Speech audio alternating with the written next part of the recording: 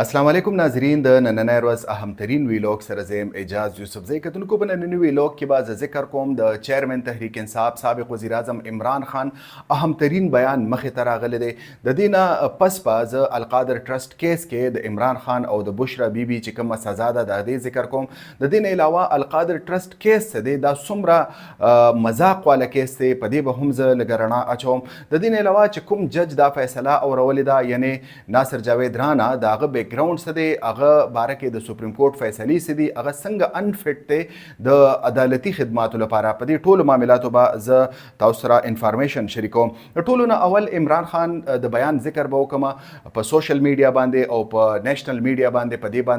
دې بیان په اړه ډېره زیاته چرچه ده، ډېره هوه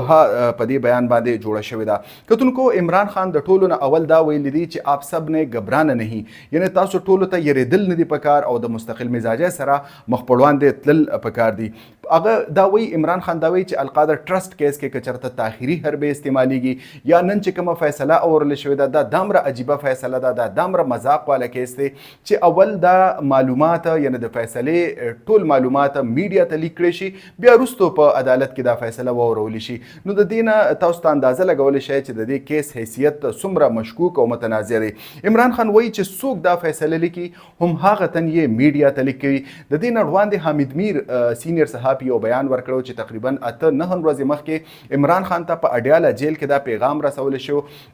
چې ته ډیر زیات اګریسیو بیانات مو ورکوه او ستا چې کوم سوشل میډیا ټیم دی هغوی له هم داسې انټي اسټابلیشمنټ یا انټي ګورنمنټ بیانات ورکول نه دي پکار، ځکه چې تا ته په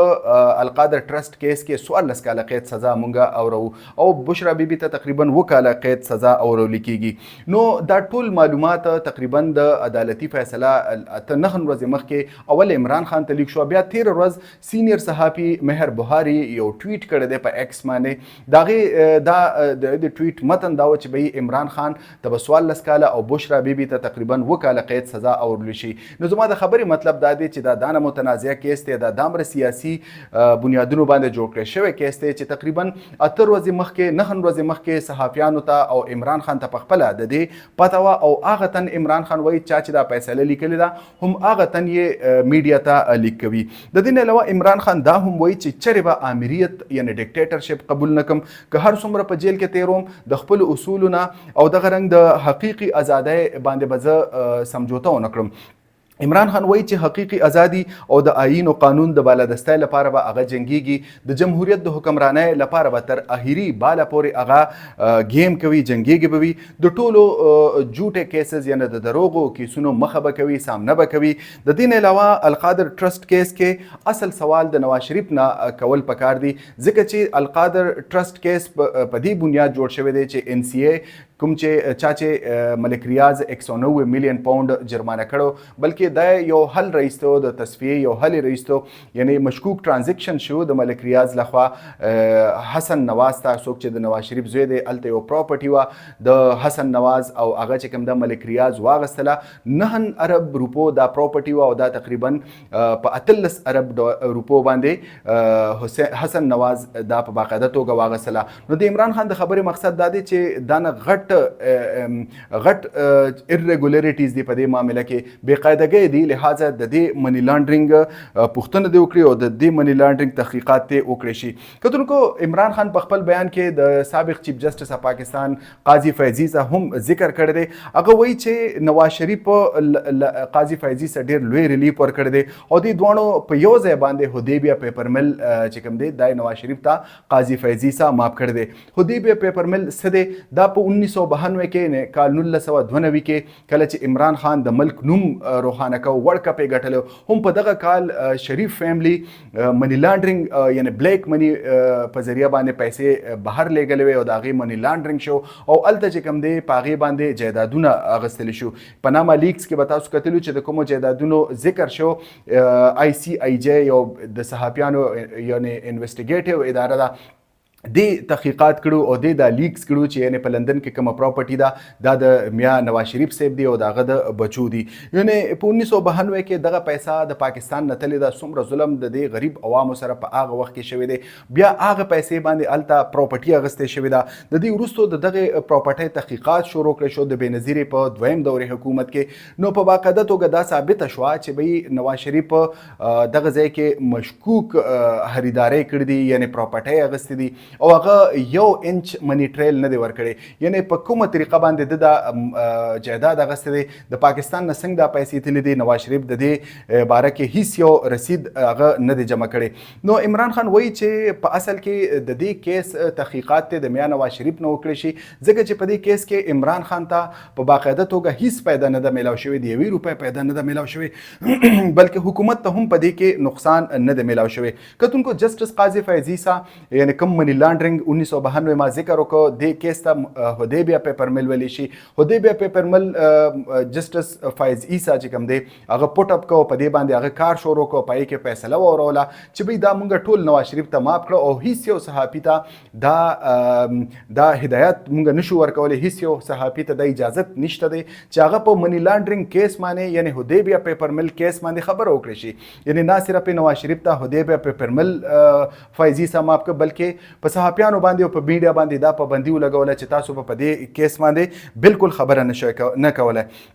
عمران خان دا وایي چې القادر یونیورسټي نه زما هیڅ فایده نشته او نه حکومت ته نقصان شته دی، نه د 190 میلیون پاوند چې کوم ټرانزیکشن شوی دی نه عمران خان ته د دې فایده رسیدله، ځکه چې دا د سپریم کورټ اکاونټ ته راغلی دی. سپریم کورټ هم د حکومت یو اکاونټ وي، بلکې سپریم کورټ اکاونټ ډیر زیات محفوظ ګڼل کېږي. نو دا هلته راغلی دی، نه کې د ګورنمنټ اکاونټ ته تللی دی، بلکې ګورنمنټ ته د دې معاملاتو کې هیڅ نقصان نه دی رسیدلی، بلکې القادر یونیورسټي یو جدید تصوراتو ښودنو والا یونیورسټي ده. په دې کې سیرت النبي چې کوم دی په هغې په اړه به تعلیم ورکول کېږي او د دې له وجې یعنې د دې فیصلې له وجې غریب طالب علمانو ته څوک چې په القادر یونیورسټي کې زیر تعلیم دي دوی ته ډېر لوی نقصان رسېدلی دی. عمران خان دا هم وایي چې بشرا بیبي په دې کیس کې ملوث کول په هغه باندې دباو اچول دي، یعنې که بشرا بیبي په دې کیس کې دوی امپلیکیټ کړی ده، ملوث کړی ده، نو عمران خان دا ګڼي چې دا په ما باندې دباو اچولو لپاره دا کولی شي. عمران خان د 9 مئی او 26 نومبر د واقعاتو ذکر هم کړی دی او ویلي دي چې د دې لپاره د جوډیشل کمیشن جوړ کړی شي. که جوډیشل کمیشن نه جوړیږي نو بیا د مذاکراتو هیڅ فایده نشته د حکومت سره، نو اول د ګورنمنت جوډیشل کمیشن جوړ کړي. عمران خان دا هم وایي چې د جوډیشل کمیشن نه هر هغه تن یریږي د چا نیت چې بدنیت وي، یعنی د چا نیت کې چې فتور وي، نو هغه تن به د جوډیشل کمیشن د جوړولو نه چې کوم دی یریږي. کتونکو حکومت موجود دی، عدالتونه موجود دي، سینیر ججان موجود دي، واقعات شوي دي. د 9 مئی آی روز تاسو په میډیا ګورئ چې 9 مئی داسې او 9 مئی هغه شانتې کسان مونږه اریسټ کړه، کسان مونږه چې کوم دی جیل ته واستول، څه په ضمانت لاړل، خو د دې معاملې اصل تحقیقات نه کیږي. جوډیشل کمیشن یو داسې کمیشن به وي چې په دې کې به نه صرف د 26 نومبر د اسلام آباد ډي چوک د فایرنګ، بلکې 9 مئی باندې چې کوم واقعات شو د دې به په باقاعده توګه چې کوم دی د دې تحقیقات وشي. کتونکو د دې وروسته به زه لږ ذکر وکړم چې القادر یونیورسټي په باقاعده توګه سرکاري تحویل کې اغستې شوې ده. دا د عدالت حکم او عدالت چې کوم دی 14 کاله عمران خان ته قید سزا اورولې ده، 2 کاله بشرا بیبي ته اورولې ده. نو دا هغه یو جج دی ناصر جاوید رانه د فیصله اورولې ده. ناصر جاوید رانه دا نه یو مشکوک بیک ګراوند لري چې په کال 2004 کې یو کیس او په هغې کې یو فریق او یو ملزم،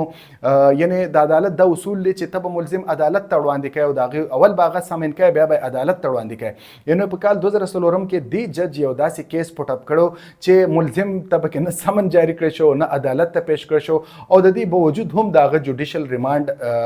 واورولی شو. بیا وروسته سپریم کورټ ته دا معامله لاړه او دا جج چې کوم دی په ده باندې سپریم کورټ ابزرویشن ورکړل چې د عدالتي خدماتو لپاره یعنې جوډیشل سروسز دپاره دی انفټ دی، نااهل دی. د دې وروسته یعنې 2021 کې دا جج میا شهباز شریف صاحب دوباره راوسته او د هغه نظر کرم او مرهون منتو چې دا جج نن تاسو وینئ د هغه د لاسه چې کومې فیصلې صادر کیږي هغه د پاکستان په تور باب کې یو بله اضافه ده. کتونکو مریم نواز یو سټیټمنټ راغلی دی چې القادر یونیورسټي اوس زما په تحویل کې ده او زه به د دې طالب علمانو لپاره په مستقبل کې سکالرشپ ورکوم، وظیفې به ورکوم چې دوی خپل تعلیم او تربیت جاري وساتي. بلخوا طالب علمان وایي داسې ذرایع